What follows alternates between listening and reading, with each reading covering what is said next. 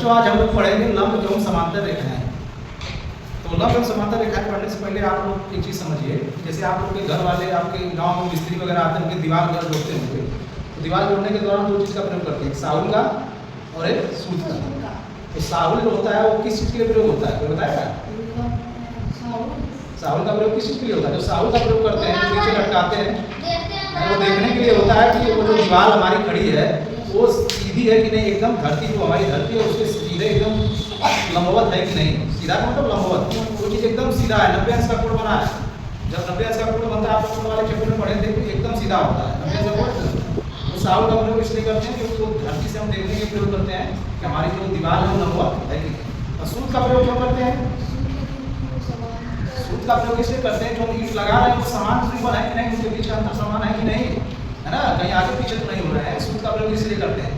तो इस तरह हम देखते हैं कि हमारे दैनिक जीवन में भी समांतर रेखाओं और लंब रेखाओं का महत्व है, जिसका प्रयोग हम दीवार को बनाने में, अन्य चीज़ों में, अपने घरेलू कार्यों में भी करते हैं।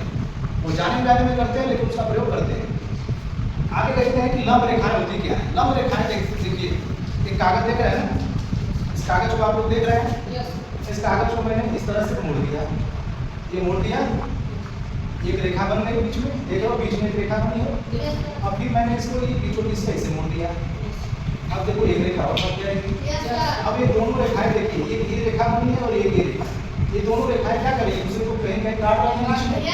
अब काटने के दौरान आप लोग देखेंगे कि ये रेखा और ये रेखा एकदम सीधी है, इसके ऊपर 90 अंश का कोण बना रही है ना, एकदम सीधा दिख रहा है नहीं इसको, तो 90 अंश का कोण बना रही है। तो यही क्या है, यही ये दोनों रेखाएं क्या हो जाएंगी, लंब रेखा हो जाएंगी। तो आप लोग इससे समझिए, जब दो रेखाएं एक दूसरे को प्रतिच्छेदित करें और उनके बीच का कोण कितने अंश हो, 90 अंश हो, उसे लंब रेखा कहते हैं।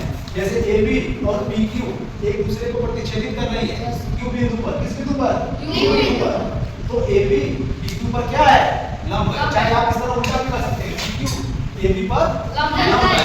तो जब दो रेखाएं एक दूसरे को प्रतिच्छेदित करें और उनके बीच का कोण 90 अंश हो या समकोण हो, उसे लंब रेखाएं कहते हैं। अब देखते हैं समांतर रेखाएं। समांतर रेखाओं को समझने के लिए आप इस कागज का सहायता से समझिए। कागज को मैंने एक राउंड इस तरह मोड़ दिया, मोड़ने पर देखिए एक रेखा बना, ये रेखा बना। और फिर जितना राउंड मोड़ा था उतनी दूरी लेकर दोबारा मोड़ लेते हैं, ठीक, और दोबारा जब इसे मोड़ेंगे तो दूसरी रेखा बन जाएगी। देखिए दो रेखा बनी है, एक रेखा एक रेखा, इन दोनों रेखाओं के बीच की दूरी आप देखेंगे तो हर जगह बराबर है ना। समांतर का मतलब हर जगह इसका अंतर, डिफरेंस क्या है, सेम। डिफरेंस से ना अंतर समान है, उसी को समांतर कहेंगे, समांतर रेखा है। तो दो रेखाएं जिनके बीच की दूरी सदैव बराबर हो, जो आपस में कभी ना मिले, उन्हें समांतर रेखाएं कहते हैं। दो रेखाएं जिनके बीच की दूरी सदैव बराबर और जो आपस में कभी ना मिले, उसे समांतर रेखा कहते हैं। जैसे उदाहरण के तौर पे तुम लोग बताओ, कहाँ समांतर रेखा देखे हो, सबसे बड़ा उदाहरण बताएं, सबसे बड़ा उदाहरण बताएं क्या है, रेल की पटरी। रेल की पटरी देखे हो ना, रेल की पटरी देखो समांतर रेखा, क्योंकि उसके बीच की दूरी अगर कम ज्यादा होगी तो क्या होगा, चक्का, रेल का जो पहिया होता है उसी में चलता है, अगर कम ज्यादा होगा तो क्या होगा, रेल पटरी से उतर जाएगी। तो रेल की पटरी जो होती है वो क्या होती है, एकदम समांतर होती है, इसके बीच की दूरी हमेशा बराबर रहेगी और वो आपस में कभी नहीं मिलती है। तो रेल की पटरी की तरह समांतर रेखा होती है, क्लियर है ना, रेल की पटरी की तरह समांतर हो, तो आपस में कभी ना मिलती। तो रेल की पटरी की तरह आपको समझ गए समांतर रेखा का। समांतर रेखा को इस तरह से प्रदर्शित करते हैं, जैसे AB एक रेखा और CD एक रेखा है, दोनों क्या है, समांतर रेखा है। तो इन दोनों समांतर रेखा है तो इनको इस तरह से दिखाते हैं, पैरेलल का निशान ऐसे लगाते हैं, ये है AB समांतर CD, लंब को इस तरह दिखाते हैं, ठीक, और पैरेलल को इस तरह से, ठीक ना। अब देखते हैं तिर्यक रेखा।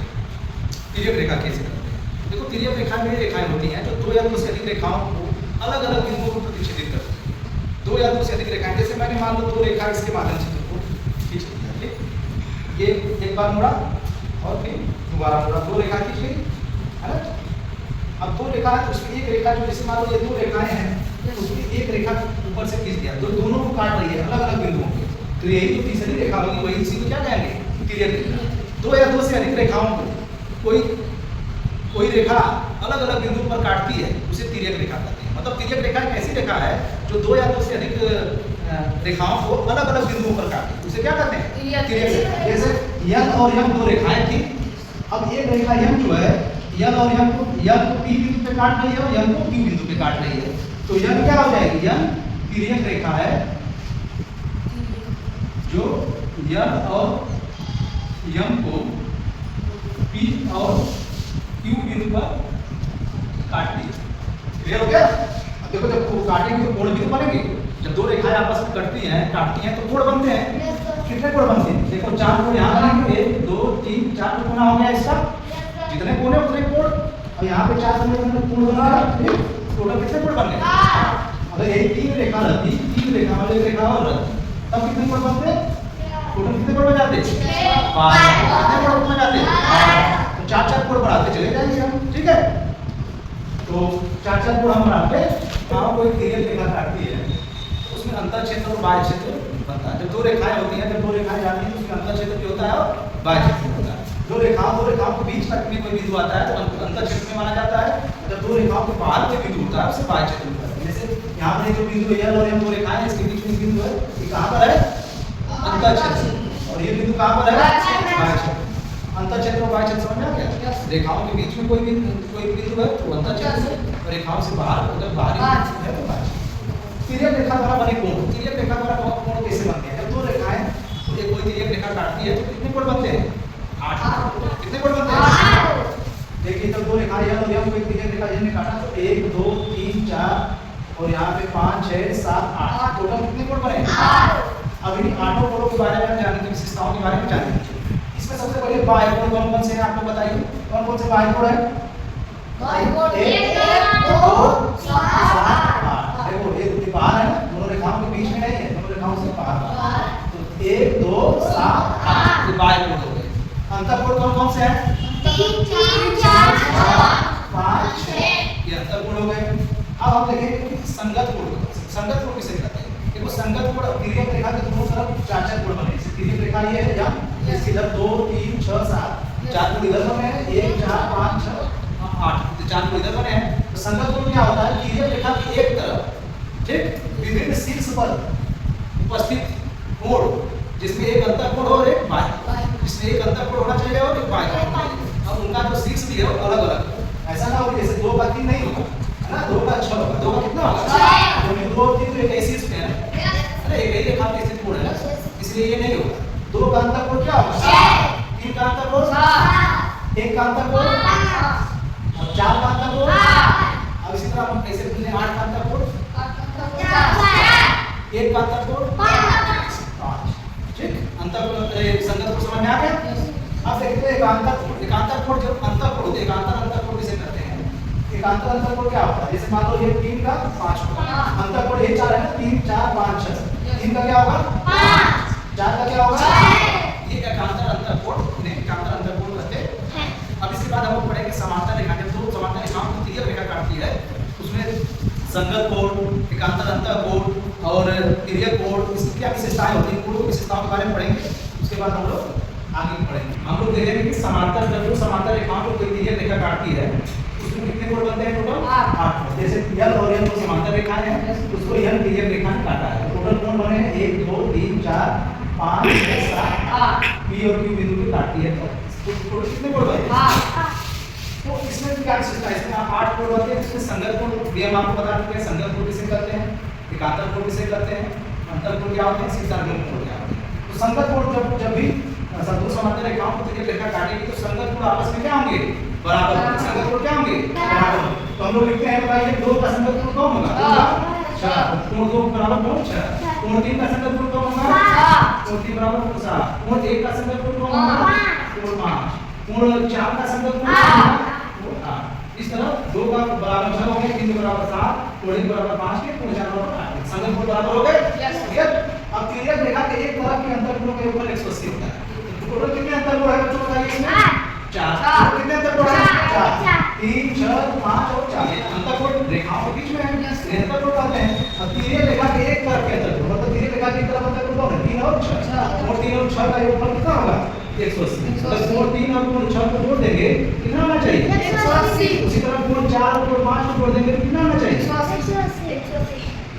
देखो लिखा है तिर्यक रेखा के एक तरफ के अंतर कोणों का योगफल कितना होता है? 180 होता है। ठीक तो कोण 3 और कोण 6 का योगफल 180, कोण 4 और कोण 5 का योगफल भी 180 होगा। शीर्षाभिमुख कोण। शीर्षाभिमुख कोण मतलब एक ही शीर्ष के आमने सामने जो कोण होते हैं एक संलग्न कोण होते हैं और एक तिर्यक कोण। संलग्न कोण मतलब ये दोनों कोण जो आपस में सटे हुए हैं उसे बोला जाता है संलग्न। उनका योगफल 180 होगा जो संलग्न कोण। लेकिन जो शीर्षाभिमुख कोण होते हैं वो क्या होते हैं? बराबर। तो शीर्षाभिमुख कोण कौन कौन सा है? 2 का शीर्षाभिमुख कौन है? 4। 1 का शीर्षाभिमुख 3। 6 का शीर्षाभिमुख 8। 7 का शीर्षाभिमुख 5। इस तरह से देख रहे हैं शीर्षाभिमुख कोण भी क्या है? आपस में बराबर है। संगत कोण भी आपस में बराबर है, शीर्षाभिमुख कोण भी आपस में बराबर है और तिर्यक रेखा के एक तरफ के अंतर कोण का योगफल 180 है। एकांतर कोण बराबर होते हैं। एकांतर अंतर कोण क्या होते हैं? अंतर कोण जो आमने सामने विपरीत दिशा में है। 3 का एकांतर कोण कौन है? 4 का एकांतर कोण 6। तो 3 एकांतर कोण बराबर होते हैं तो 3 बराबर 5 हो जाएगा। तो 3 कोण 5 के बराबर होगा और 4 कोण 6 के बराबर होगा। अब हम लोग देखेंगे इसके एक सवाल लगा के देखते हैं, ठीक है? बड़ा इंटरेस्टिंग सवाल लगेगा इस पे। आप ही लोग हल कर देंगे, ठीक है? हम लोग क्या करेंगे? खुद आप ही लोग हल कर देंगे, मुझे बताना नहीं पड़ेगा। ओके?